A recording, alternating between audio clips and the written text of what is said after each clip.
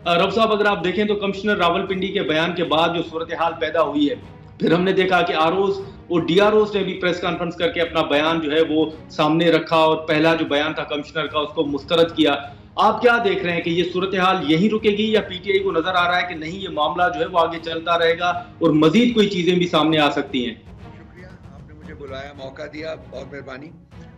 देखिए, ये गलत काम होया हुआ है और वो गलत काम ये होया हुआ है कि आपने इलेक्शंस जो हैं वो आपने रिग किए हुए हैं और उसके बारे में जो प्रूफ्स हैं वो हमारे पास मौजूद हैं। हमने परसों एक प्रेस कॉन्फ्रेंस भी की थी, बड़ी लार्ज प्रेस कॉन्फ्रेंस थी जिसमें हमने वो प्रूफ जो थे वो प्रेजेंट भी किए थे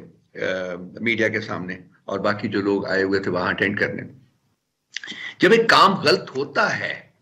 तो फिर उसकी रेमिफिकेशंस होती हैं, उनको आप नहीं रोक सकते।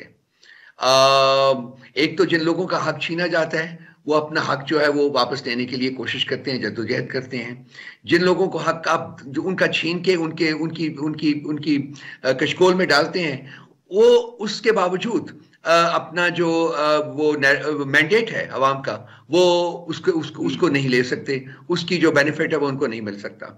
रियासत जो है वो जो गवर्नमेंट है इस सूरत हाल में जो गवर्नमेंट बनती है वो अवाम का जो कॉन्फिडेंस है और ट्रस्ट है वो कैरी नहीं करती है। फिर यह है कि हो सकता है कि जैसे कि कमिश्नर साहब हैं, इस तरह से कोई और लोग जो कि जिनको के ज़बरदस्ती जिनके साथ की गई कि जी आप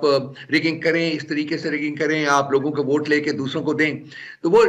खुल के सामने भी आ जाते हैं बाज़ दफ़ा। सवाल के जवाब को आगे ले जाते हुए, हाँ पॉसिबिलिटी है कि और लोग भी निकलें, ये भी पॉसिबिलिटी है कि ना निकले, लेकिन जो कुछ कमिश्नर साहब ने कहा है वो इतना डैमेजिंग है कि इसके ऊपर एक कंप्लीट कॉम्प्रिहेंसिव इंक्वायरी होनी चाहिए। और दो लोगों को खासकर उन्होंने जिक्र किया, एक चीफ इलेक्शन कमिश्नर का जिक्र किया और एक चीफ जस्टिस ऑफ पाकिस्तान का जिक्र किया। चीफ जस्टिस ऑफ पाकिस्तान ने तो कहा है कि जी कल वो ये केस लगाएंगे, सुनेंगे, लेकिन मेरी उनसे दरख्वास्त ये है कि वो खुद इस बेंच में ना बैठें, क्योंकि अगर वो खुद इस बेंच में बैठेंगे तो उस बेंच की कोई क्रेडिबिलिटी नहीं होगी, क्योंकि इल्जाम उन पर लगा है।